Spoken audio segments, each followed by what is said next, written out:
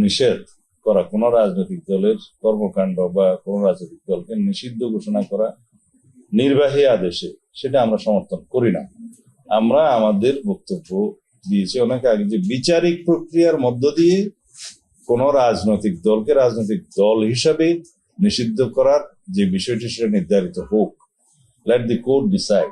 আমরা তো সেই কোর্টে যাওয়ার জন্য আইনটা সংশোধন করেছি, সেই আইনটা আগে ছিল না, যদিও সংবিধানের বিধানে উল্লেখ ছিল, কিন্তু সেই বিধান অনুসারে সংশ্লিষ্ট আইনে পরিবর্তনটা আগে আনা হয়নি, পরবর্তীতে আনা হয়েছে।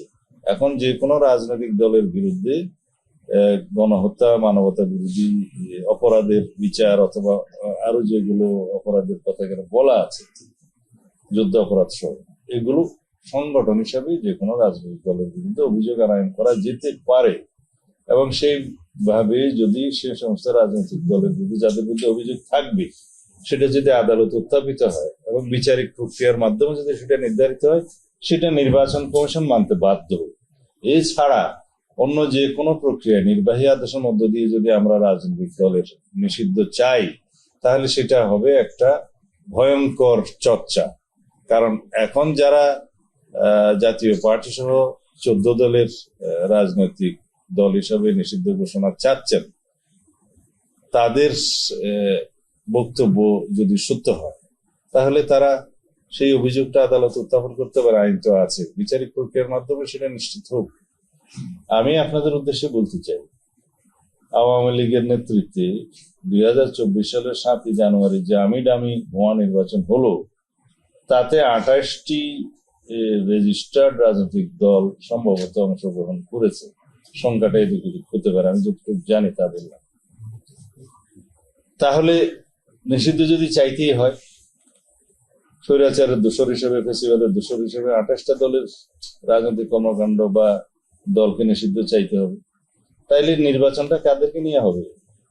এই দেশে যারা রাজনৈতিক দল সমূহের নিষিদ্ধ ঘোষণা করতে চাচ্ছে এখন এই দাবির মধ্য দিয়ে, তাহলে তারা যদি পরে বলে যে আমরাও নির্বাচন করবো না, তাহলে কি এদেশে নির্বাচন হবে? উদ্দেশ্য ভিন্ন হতে পারে তাদের এই দাবির পিছনে, যে নিজেদের অতিরিক্ত সুবিধা সৃষ্টির জন্য হয়তোবা তারা আরো অনেক রাজনৈতিক দলের নিষিদ্ধ কামনা করতে পারে। হ্যাঁ, আওয়ামী লীগের বিষয়টা এখানে সম্পূর্ণ আলাদা।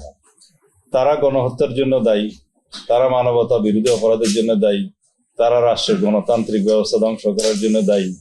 সেই ফ্যাসিস্ট সরকারের বিরুদ্ধে, সেই সরকারের যারা প্রধানমন্ত্রী সহ অন্যান্য মন্ত্রী, এমপি এবং দোসররা ছিল, তাদের বিরুদ্ধে গণহত্যা এবং মানবতা বিরোধী অপরাধের দায়ে বিভিন্ন জনের বিরুদ্ধে অভিযোগ উত্থাপিত হয়েছে, আদালতে মামলা দায়ের হয়েছে, আরো হবে, বিচার চলছে।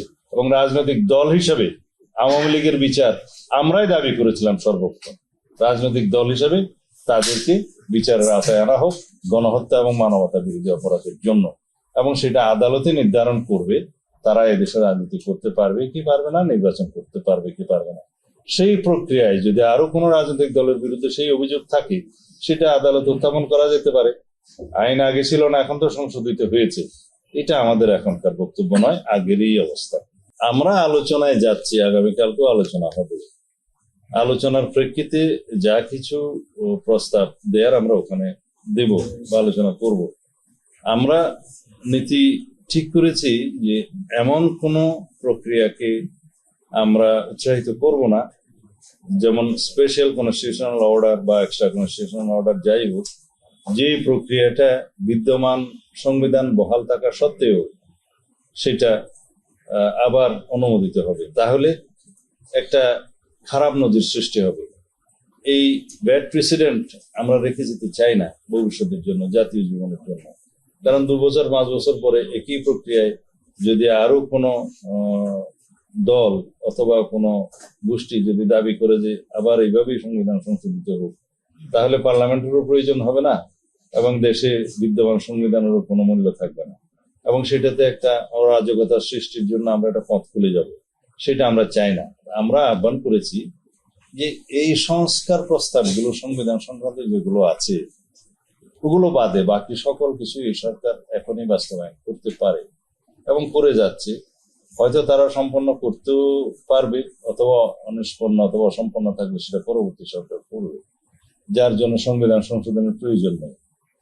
কিন্তু সংবিধান সংশোধনী সংক্রান্ত যে সমস্ত প্রস্তাবগুলোতে আমরা একমত হচ্ছি, কিছু কিছু বিষয়ে নোট অফ ডিসেন্ট সহ, সেই বিষয়গুলোর সংশোধনের জন্য, গ্রহণ করার জন্য একমাত্র উপযুক্ত ফোরাম হচ্ছে জাতীয় সংসদ।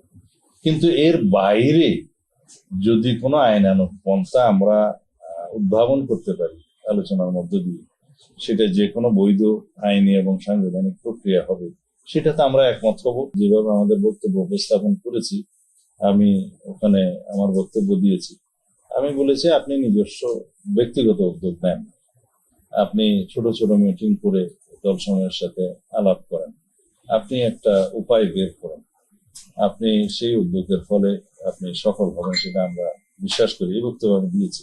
আমি বলেছি সবার প্রত্যাশা থাকতে পারে, আমাদের বিশ্বাস আছে, প্রত্যাশা তো আছি। এটা একটা। দ্বিতীয় হচ্ছে আমরা সুপ্রিম কোর্টের কাছে মতামত নিতে বলেছি যে এই সংশোধনী গুলো সংবিধানের আমরা জাতীয় সংসদ ছাড়া অন্য কোনো ভাবে এখনই সেটা ভ্যালিডিটি দেওয়ার জন্য কোনো উপায় আছে কিনা, দেখি জুডিশিয়ারি কি মতামত দেয়। কারণ এন্ড অফ দি ডে আমরা যদি এগুলো গ্রহণ করি, জুডিশিয়ারিকে আমরা জানালাম না, কনসাল্ট করলাম না, যে কোনো ব্যক্তি রাষ্ট্রের অধিকার আছে আদালতে উপস্থাপন করতে পারে যে এই বিষয়গুলো এইভাবে সংবিধানের বিষয়গুলো সংশোধিত হওয়া বৈধ কিনা। সে তার অধিকার পূর্ণ হলে তার ব্যক্তি জীবন এবং সম্পদের অধিকার সংক্রান্ত যে কোনো বিষয়ে যখন আদালতে যাবে, আর্টিকেল 31 অনুসারে সেটা অধিকার দেয়া আছে, তখন আদালত কি বলবে? তখন হয়তো আদালত বলবে যে সংবিধান সংশোধিত হয়েছে, এটা কোন প্রক্রিয়ায় হয়েছে, কে করেছে, কার কর্তৃত্ব আছে, কোন ফোরামে হয়েছে, এই কথাগুলো বলবে। তো সুতরাং আগেই যদি আমরা জুডিশিয়ারি মতামতটা নিতে পারি, সেই ক্ষেত্রে তারা হয়তো একটা বৈধ প্রক্রিয়া অথবা পরামর্শ দিতে পারে। এটা আমার দ্বিতীয় প্রস্তাব। তৃতীয় প্রস্তাব বলেছি, যদি আলাপ আলোচনার মধ্য দিয়ে আরো কোনো পন্থা আমরা বৈধ পন্থা বের করি, যেটা আমাদের জন্য ইতিহাসে খারাপ নজির স্থাপিত হবে না বলে মনে হবে, ভবিষ্যতের জন্য কোনো জাতীয় জীবনে সংকট সৃষ্টি হবে না বলে মনে হবে, সেই পন্থাও আমরা অবলম্বন করতে পারি। কি কি পন্থা হতে পারে সেটা আমরা আলোচনার মধ্য দিয়ে হয়তো বের করতে পারবো, সেই আলোচনা অব্যাহত আছে। তবে যেহেতু আপনারা আইডিয়া চেয়েছেন, সেই আইডিয়ার কথাগুলো আমরা এখানে এত উন্মুক্তভাবে বলতে চাই না। অনেকগুলো প্রস্তাব এসছে, সেই প্রস্তাবগুলোর মধ্যে একটি দল দুটো প্রস্তাব দিয়েছে, আর একটি দল একটি প্রস্তাব দিয়েছে, যেগুলো কোনো বৈধ প্রক্রিয়ার মধ্য দিয়ে পরবর্তী জাতীয় সংসদে অনুমোদনের প্রেক্ষিতে বা শর্তে গ্রহণ করলে এখনই কোনো আইনি জটিলতা সৃষ্টি হবে না, সেরকম দুই একটা পন্থা অবশ্যই আছে, সেটা আমরা আলোচনার সময় বলবো। বাংলাদেশে যদি রাজনৈতিক স্থিতিশীলতা প্রতিষ্ঠিত না হয়, গণতান্ত্রিকভাবে নির্বাচিত রাজনৈতিক সরকার প্রতিষ্ঠিত না হয়, তাহলে দেশে একটা সাংবিধানিক শূন্যতা বিরাজ করতে পারে। সেই শূন্যতার মধ্যে জাতীয় ঐক্য বিনষ্ট হবে।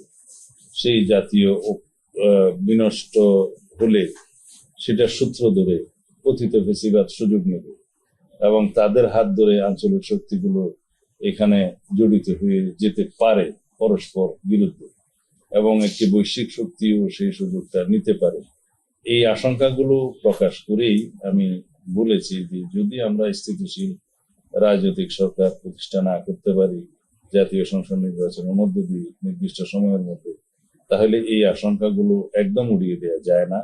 সেই ক্ষেত্রে আমরা বলেছি শুধু জাতীয় নিরাপত্তা হুমকির মধ্যে পড়বে তা নয়, এখানে আঞ্চলিক নিরাপত্তার বিষয়টি জড়িত হয়ে যেতে পারে। তবে আমরা দেশকে সেই দিকে নিয়ে যেতে পারি না, এবং আশা করি এই জাতি সেটা বুঝবে, আমরা সবাই বুঝবো, এবং আমরা একটা শান্তিপূর্ণ সমাধানের মধ্যে যেতে পারবো আলোচনার মাধ্যমে।